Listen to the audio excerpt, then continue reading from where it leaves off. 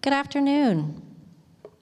How is everyone today on this beautiful Toronto afternoon? I'm doing great.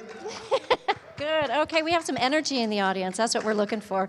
My name is Margaret Tracy, and I have the privilege of being the artistic director here at Canada's National Ballet School.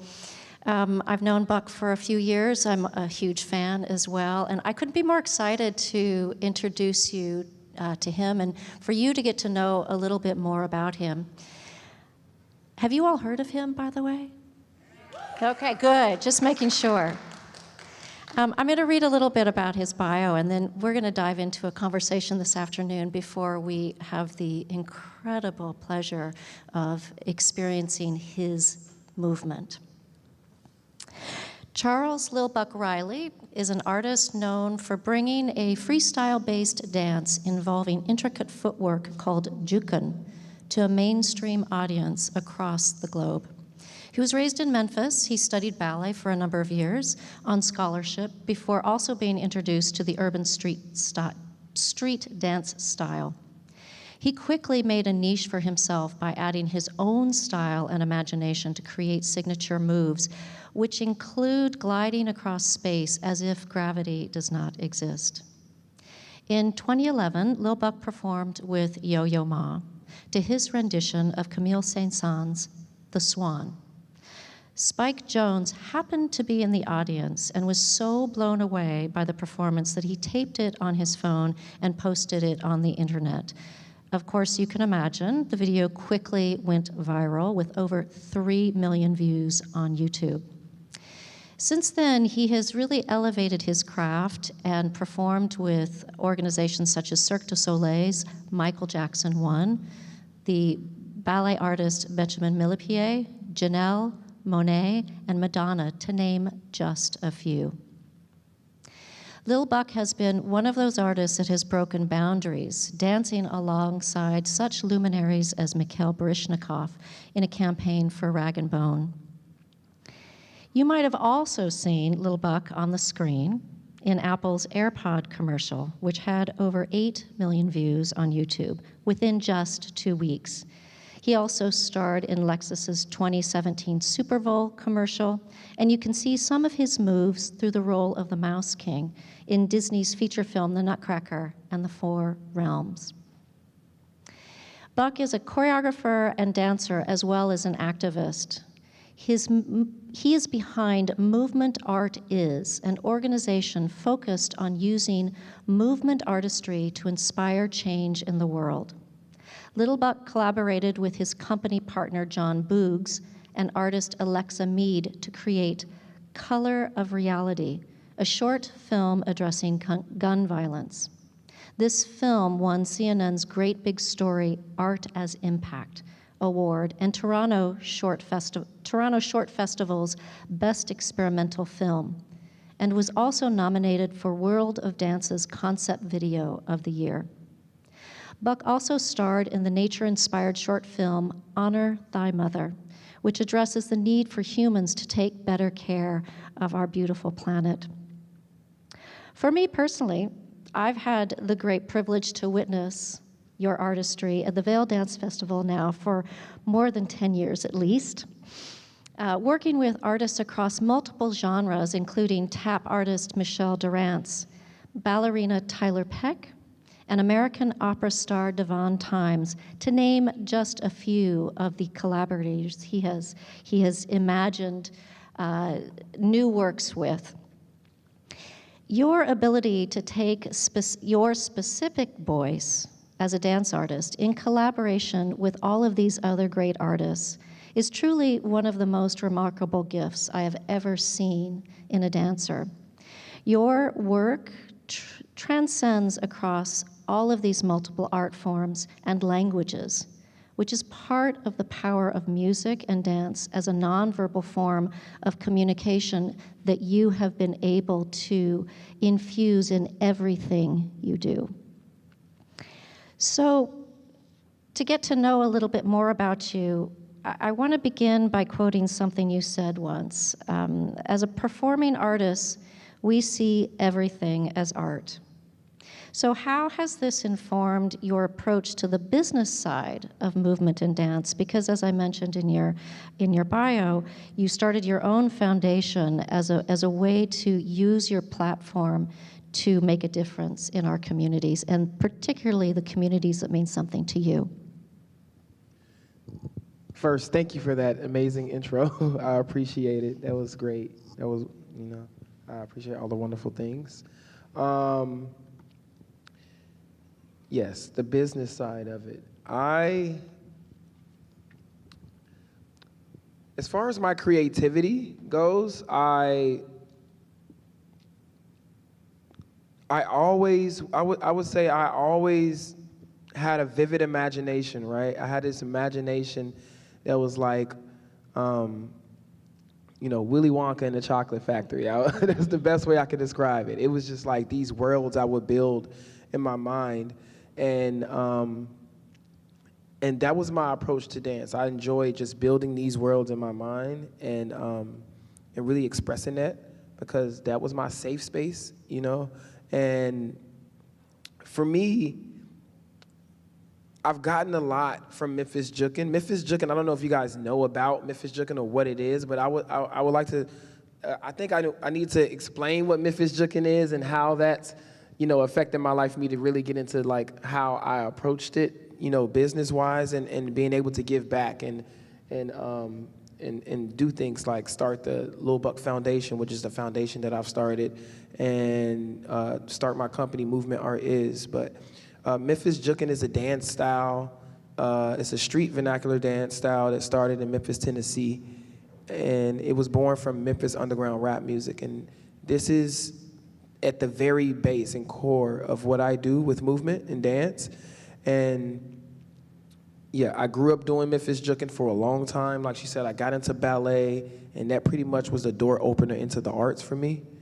And that expanded my vision as far as what's possible with dance, and not just dance, but with street dance in general, because I held that close and dear to my heart. But I'd say I've gotten so much from the culture of Memphis and from the culture of Memphis Jookin that, and been through so many different experiences, commercially and as a professional dancer. After I hit this plateau in Memphis with my dance, and I've practiced and worked and trained religiously to the point where I felt I've grown at an exponential level, and I wanted to actually start pursuing my career in dance, but it was actually the lack of things that we had, the lack of resources that we had in Memphis for me to actually live as a professional dancer that kind of sparked that. So it was really the things that I had to become the things that I didn't have. I had to create those for myself, like the opportunities, the platforms, all these different things. I had to be the living example of that, and have that for myself, for me to be able to give to others. So that's why I moved to California, and I made that big risk in moving from Memphis, Tennessee to California. I made a friend that I've made on social media, back when MySpace was a thing. I had somebody reached out and they saw our videos, and YouTube came out, and I had a bunch of videos on YouTube, and then they reached out to me, and I had an opportunity to move to LA to start my career or stay with the ballet company that I was with, which I was learning a lot from. That introduced me to the arts, like I said, and got me into Martha Graham and Tyler Tharp and all these other different forms of movement and art. And when I made that decision to move and invest in myself and build on my career, because I still had Memphis Jookin at my heart and my mission, the thing is I had a mission. I was mission orientated, and I wanted to put Memphis Jookin on the map. That was my mission and my goal. So I didn't want to stray from that. So when I made the move to LA, I was blessed enough to be like a unicorn in this huge city, because I had something that nobody had. I was the lone Memphis Jooker in Los Angeles. So nobody was doing this dance style that I've spent years and years honing in and training my skills on.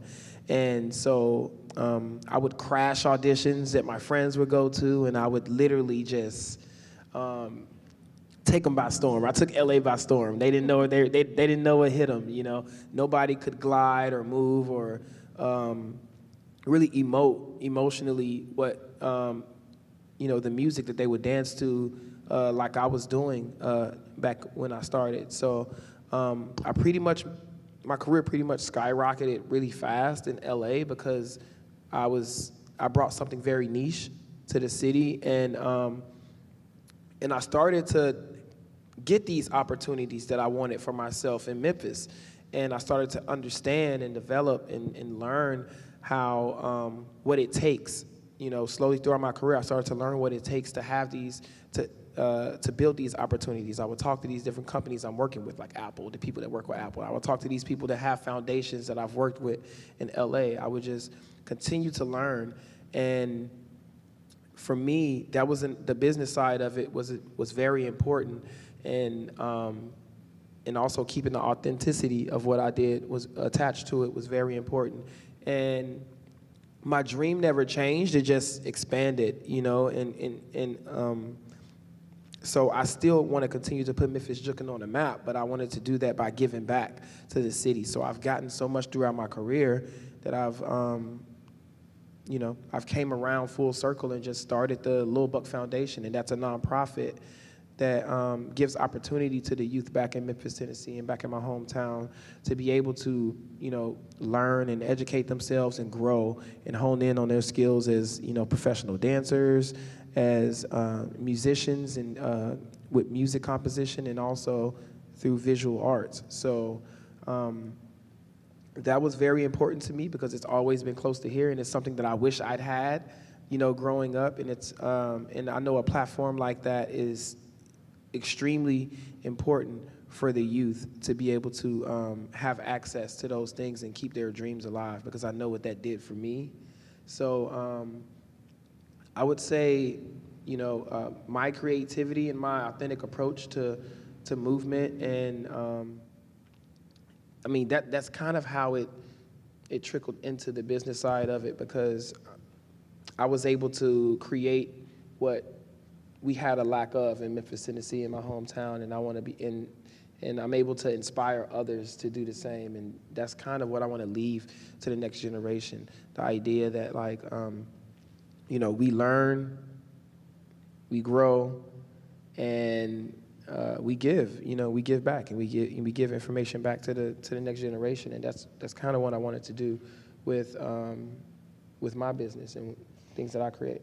I think it's really unique. Most artists of your caliber and that have that sort of acclaim that you reached at various stages of your career have the thoughts around the business piece of it at the same time. Usually we get other people to help us do that, but you seem to have been very grounded in, and did anybody, grounded in the fact that you needed to be, as you said, you were a unicorn. How was I going to get Memphis Jookin on the map? But more than anything, what inspired you to understand and know as an artist? Because as an artist myself, nobody talked to me about the business of what it meant to be an artist. And when was it that you knew, wait a minute, if I want to make an impact in the world, if I want to make an impact to those, to the younger versions of me that needed some more guidance and mentorship. When was that you knew the connection of, oh, wait a minute, I got to brand myself, I got to figure out what I'm going to do and create a business, a foundation, all of that. What was that moment, or did it happen organically over time? I feel like that moment happened when I was, when I got really good at Memphis Jookin, when I got really good at the style. I was still in Memphis. So I was still in Memphis, and I started to get really good really fast, and I knew that this was something very special. I knew that this dance was something very special. And for me, I started to think, okay, I have to invest into myself, because nobody's going to do this for me. Nobody's going to just come and say, hey, you're a great dancer. Here, come, what do you need? You know what I'm saying? Nobody was going to do any of these things for me, and I figured that out at a young age. I think I was around I was still in Memphis, and I was around the age of like 17 when I thought I have to really start investing into myself, into what I like, and into my own arts. And you know, a lot of, you know, being a part of a ballet company for 5 years at New Ballet Ensemble in Memphis, that helped me out to understand that, you know, I wasn't, you know, this was an art that I was doing, and I had to, you know, and I knew at a young age, like I said, I had to just invest into that. I had to invest into myself. And it's always been attached to me, and like I said, that self-investment, because that's what Memphis Jookin is. So that style of dance, yes, you learn the fundamentals. There's fundamental ways of like how you do that movement the right way, but a lot of it is dependent on your imagination and how you approach it. So you have to spend that time and effort and into investing in how you make that your own. And that's a lot of time that we put into that. Like ballet dancers, they go, and I've learned that, you know, that discipline from just putting ample amounts of time into Memphis Jookin, and I saw that for myself. And when I was a company member, we'd go to ballet, we'd take bar for about an hour straight, and then we do the floor work, and you have to invest into that for years and years and years to get great, and for people to be able to appreciate what you do. And that's what I knew that we had to do. I had to invest in myself as an artist. And that goes across mediums, like not even just with dance, but if you want to be a CEO, if you want to, you know, have your own company, if you want to be, you know, have your own company in dance, whatever you want to do in business, you have to. I think that self-investment is really important, and that belief, without, you know, that belief over evidence, you know what I'm saying? Like, that's very important, because there was no evidence out there that I could do this. You know, there was nothing out there I can use as a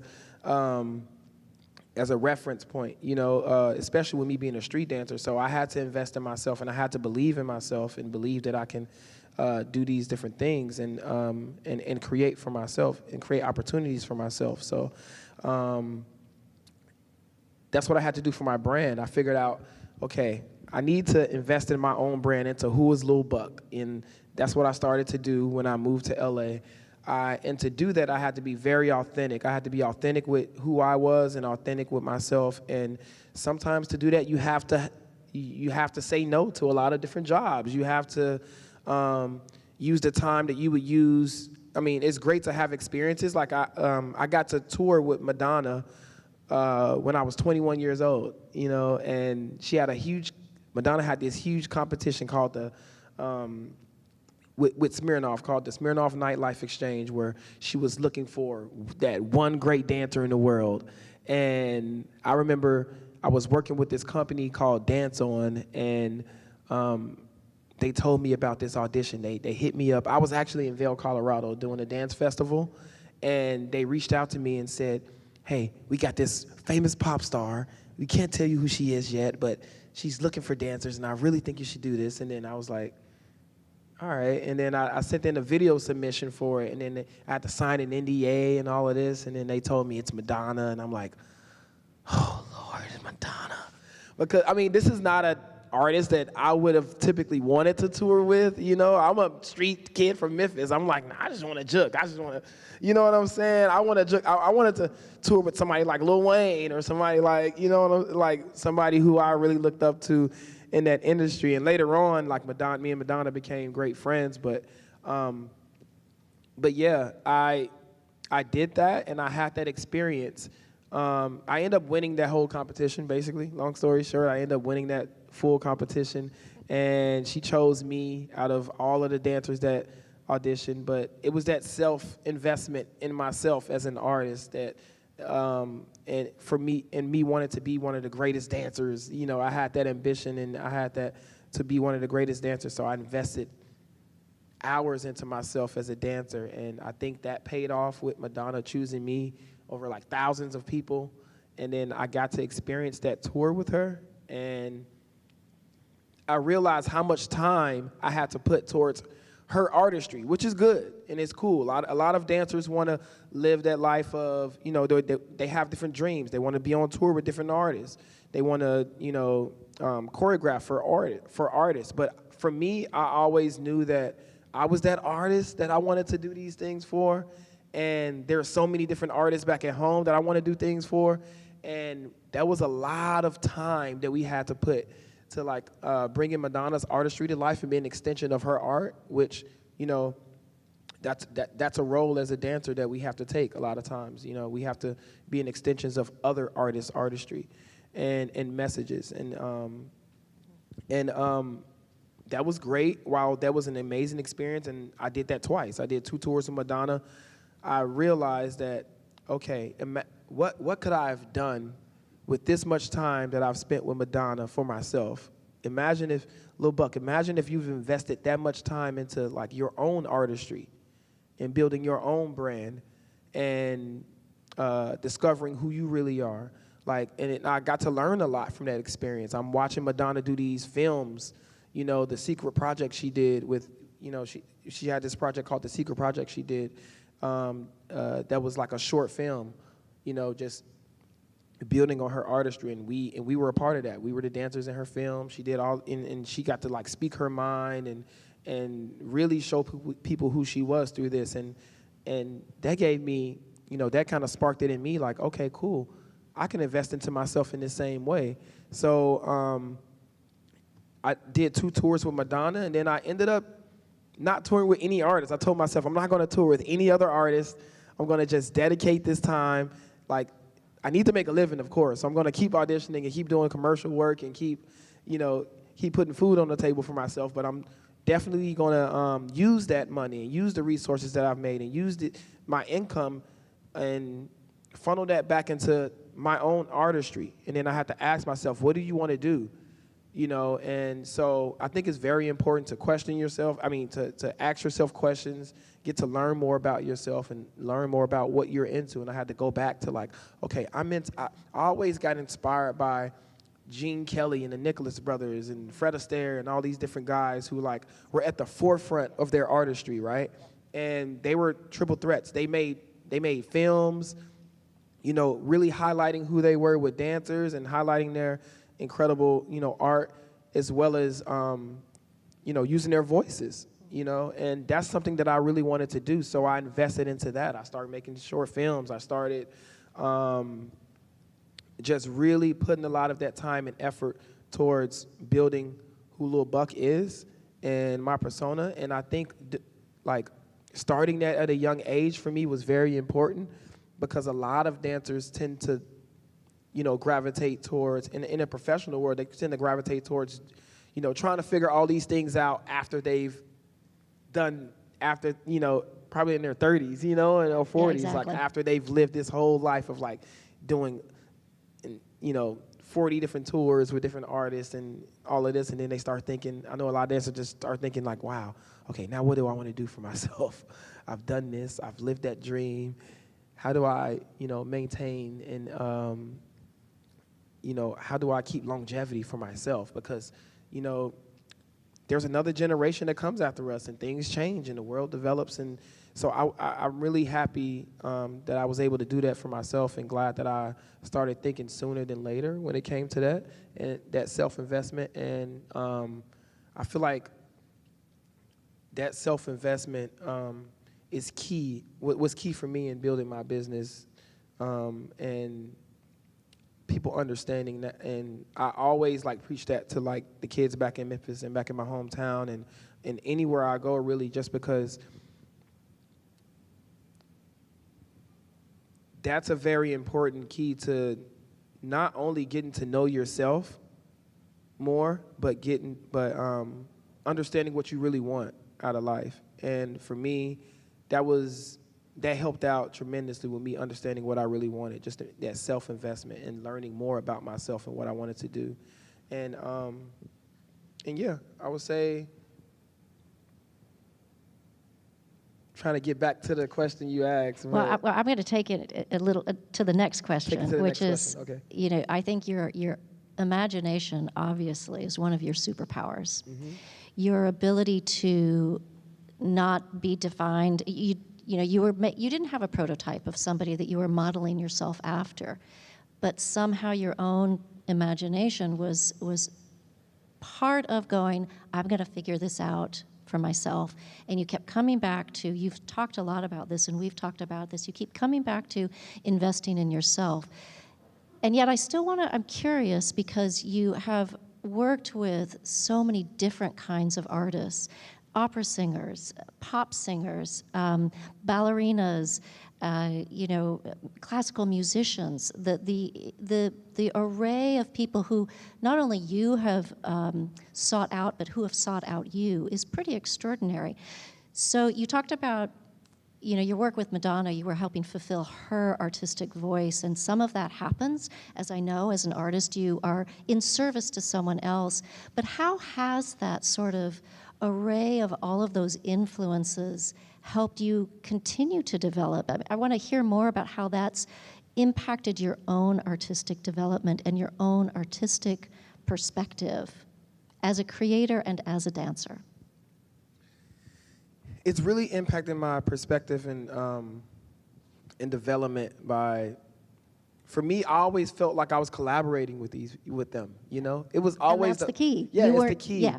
It was the power of collaboration. It wasn't that I was a dancer for Madonna, but I felt like I was bringing something that of value that was necessary at the moment with her, and which is why I felt like I was chosen. And I felt like the other dancers were doing the same thing as well. So I didn't see myself as a background dancer as much as I saw myself as a collaborator. And I think, and because of the investment in myself, because I spent so much time investing into what I did, and I knew I had something powerful, because I put this much time into it. I knew that I was, Kobe Bryant always, he always said, he had this quote where he said that he knew that he could, I don't want to get his quote wrong, but but Kobe Bryant had this saying, and he said that he knew that he was ready, because he put so much time and effort into the preparation, he knew he could just, he had no fear when it came to like those pressure moments or taking that last shot or taking that shot at the buzzer or doing any of these things, because he prepared himself and he knew the power that he had, and he knew that he was doing that at a level that a lot of people weren't. And for me, that's how I was thinking when I was young. When I was dancing with Madonna, I was thinking like, I've put so much time and effort and passion into this thing that, I always saw myself just as a collaborator with her, and I love what I got out of that. And so collaborating with different people, collaborating with different artists was very important for me and for my development, because you allow yourself to be a sponge, you allow yourself to be an open channel to continue to learn and continue to grow as an artist. And I've done that from the creative side, from the business side. I've kept myself an open channel as a student. And but to get to those collaborations took that self-investment. So that's why I really expounded on that so much, because it took that. It took those years of investing into myself to get myself equipped to be in those positions of collaborating with Madonna, of collaborating with Janelle Monáe, or doing an Apple commercial, or doing certain things and having people gravitate towards what I was doing. I stayed true and stayed rooted in what I was doing and authentic in what I was doing, and I think that in doing that, and that's a part of investing into yourself as well, just sticking to your own plan. And the world started to slowly gravitate towards what I was doing. And and that has opened up a lot of opportunities for me to collaborate with these different companies and artists. And, just in a way that I would be fulfilling for me, Yeah, well, you talk about a couple things. You talk about what Kobe Bryant is talking about is you put the hours in to trust the craft that you've been focused on for all that time. That's when the collaborative artistic magic happens and you create art. Mm-hmm. So it's that process of trusting. One of the other things I know I learned as an artist, and you talk about it a lot, that the act of collaboration, whether one is the interpreter, interpreting someone else's vision, or the creator, there's a if that collaboration between interpreter and creator is happening, you're right, you're part of the process. So Yep. a creator can't make something on another human body without the human body. A sculptor can't make a piece of art without material to sculpt. And so you obviously recognize that early on, and that's the power and how you sought out so many different kinds of collaborators over time. But I'm curious as to if you could talk us through a little bit of your own, when you, Lil Buck, are the creator. What is your artistic process? What inspires you?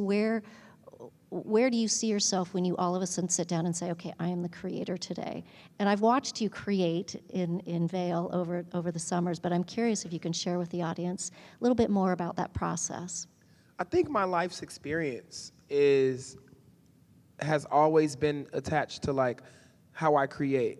And I say that to say that we experience so many different things in our lives, and I have I just want to stay vulnerable to that. And for me, like, I grew up, I was actually born in Chicago and I was raised in Memphis.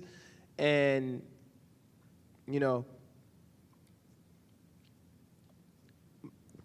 I grew up watching cartoons and then these animes, and one thing that really inspires my style a lot is the Avatar, the Last Airbender. I don't know if anybody knows what I'm talking about, but like, yes.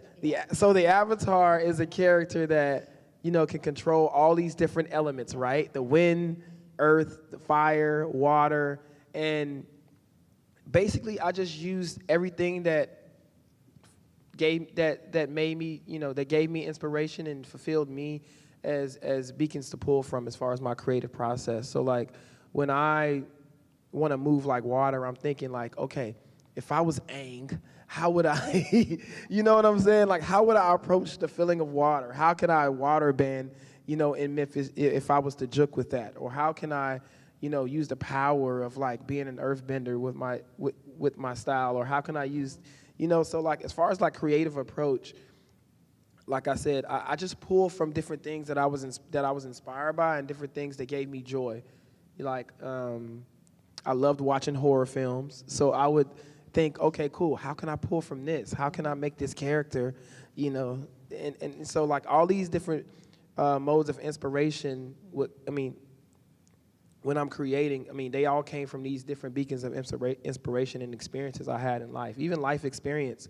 Like I created a short film called Nobody Knows with this guy right here, my DP, David Javier. And it was really about how I grew up in a very Christian household, and how I grew up with the complexities of being in a super Christian household, and then how I grew to be more spiritual, you know what I'm saying, than religious, at some point, and the complexities that I grew up around that. So like I wanted to, that stemmed from my own life, my own experience, and I wanted to tell that story. So I had to ask myself, how can you tell that? How can you tell these different stories and touch on different things that it's kind of hard for you to talk about, but you can express through movement, in a different way. And so I really pull from, I pull from my own life. Like I said, I pull from my experiences. I pull from what gives me joy.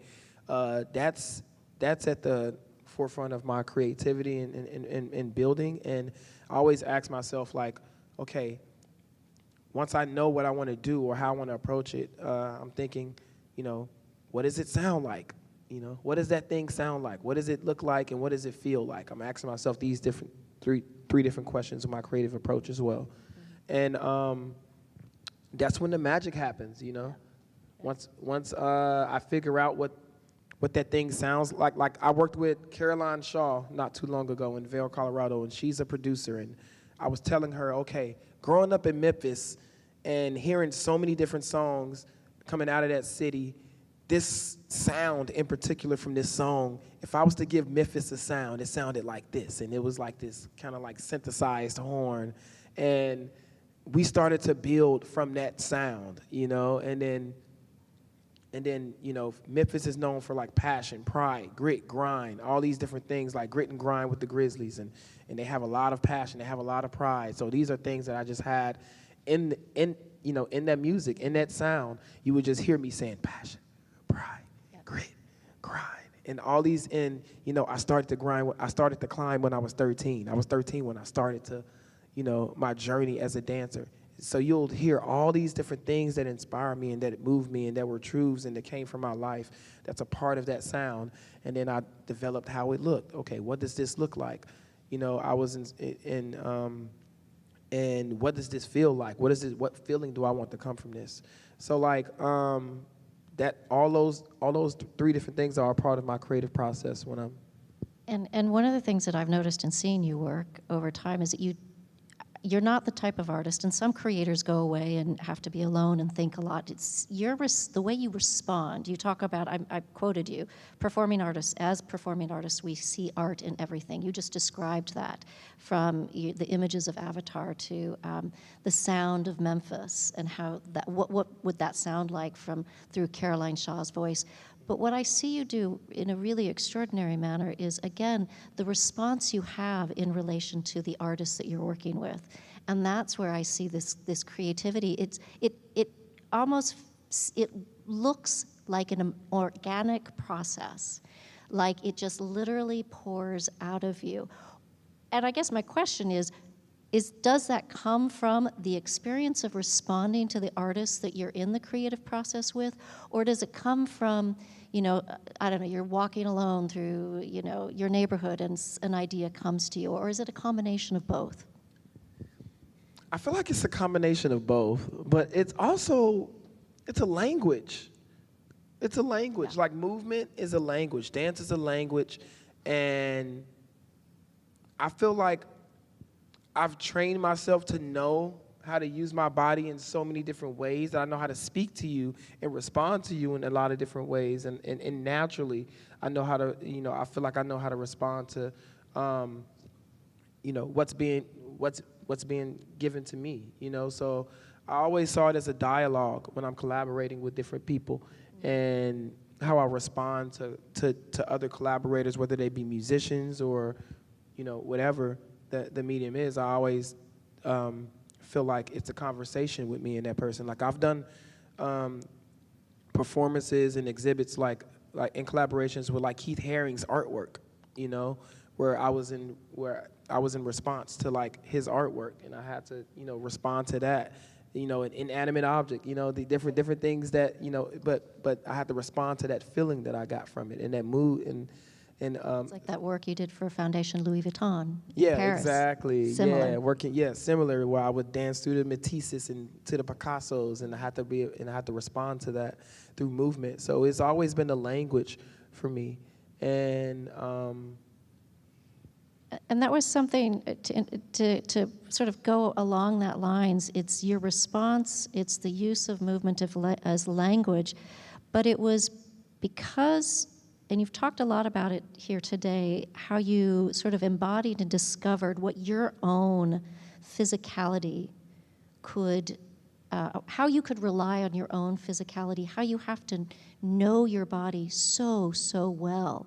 And that you keep coming back to that investment in your own process and in your own craft. And to me, has that evolved over years for you? And how important is that in this ability to respond through language, through movement as a language? I think it has evolved through these years, as far as, you know, how much time I invest into, you know, myself and my craft. And I think it's changed a lot because I'm a married man now and I have 2 dogs. But so it's not really all for myself anymore. But I feel like yeah, it has evolved, and you just asked me. You talked about how important it is to embody that, and how that's part of your message to other younger artists, of that investment of learning how to embody your movement to such a level that almost frees you to respond. is what I've seen you do. Yeah. Well, it definitely does, because you just know yourself enough to be able to be comfortable with how you respond to different things and how you take those things on. Like, I've invested years into learning how to do a hand wave, a proper hand wave, and to be able to visualize like the energy that's flowing here, and that took a lot of time, but yeah, for me, I've done that with my whole body, and I've invested a lot of time in learning how I move through life and how I move through dance in general, with my whole body, to the point where like it's easier for me to respond to a lot of different things that I come across, and collaborators and people that I work with. But you said one last thing I wanted to touch on. I'm not remembering. You have to remind me. When you asked that question, that last question. Let me see if I can remember it. But one of the other things I wanted to ask you about was the courage that it takes to sort of carve out the kind of path that you have carved out for yourself, and how important is the tool of courage. When I was here, I'll go back to what I was talking about before, that embodying of the craft, physicalizing what you do in order to be able to non-verbally communicate with your collaborators. It's about having certain tools in your toolkit, and what are the millions of tools that you have developed over time, and how important is courage as part of that toolkit? Courage is very important to being able to pull from that toolkit, because you have to be, you just have to take that step and you have to not care about what other people think you look like or feel, because that's how you learn. That's how you learn who you are. Like, for me, I wasn't afraid to look ugly when I danced. I wasn't afraid to look a certain way, or I had to approach and pull from these different tools. Like I said, that's how you grow. That's how I grew. Like, I grew by being very unapologetic in how I approach movement.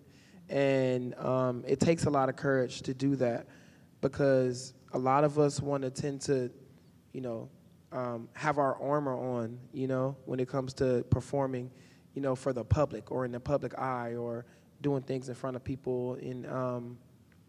And for me, there was a lot of strength in that vulnerability. There was a lot of strength in that vulnerability, and letting go of all of those thoughts and feelings, and letting go of what people thought, or perceived of what I was doing, and just bearing everything. When I perform, I pretty much bare my soul to people and to the audience, and I'm letting them see myself in the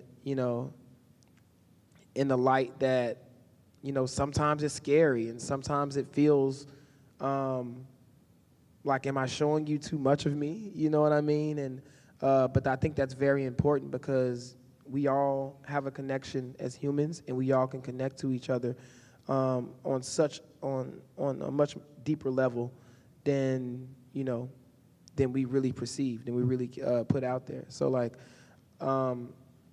that's what I'm applying to like all these different tools that I have in my toolbox and of creativity when I'm performing. I'm really sharing my heart, and you have to have a lot of courage and be brave when doing so, because we're sensitive as artists. We want people to like us. We want people to like how we look and how we and what we do, and it takes courage to like really be unapologetically yourself, when you dance and when you move, when I dance and when I move, and when I approach my art. Well, that vulnerability is key to what you said. Art is that human-to-human experience, and it's that artist to audience, and it's what this whole week is about. And so I'm wondering if this might be a good segue into, unless you have any other last sort of messages, to see you actually show us who you are as a physical mover and perform for us a little bit here. What do you think? I can do that. I can do that. See, yeah, I'm pretty much ready for that. You think you're ready? Yeah, we can do that. Do y'all want to see that? Would you? Well, I'm going to perform the Swan. I performed that. I've done that performance with Yo-Yo Ma tons of times, but every time I perform the Swan, I perform this piece. Like I said, it always comes from a very vulnerable place, and I've purposely and intentionally approached this performance with only a blueprint, an outline of what I want to do, and everything else in between is based on like how I'm feeling in that moment. And like we talked about, like that takes a lot of courage to do, but having a space for that vulnerability, to come out, and in any different element or part of my life, I think it's really important. Like even right now, like how I'm feeling right now, you're gonna get a lot of that in my performance. You know what I'm saying? You might get a lot of that in my performance, but it makes it special. So and I think having that approach to dance makes it special makes all of my performances special in its own unique way. So I leave you with that, and yeah, here's the Swan. And I like to bring out the musicians, so the incredible musicians that are gonna be playing for me.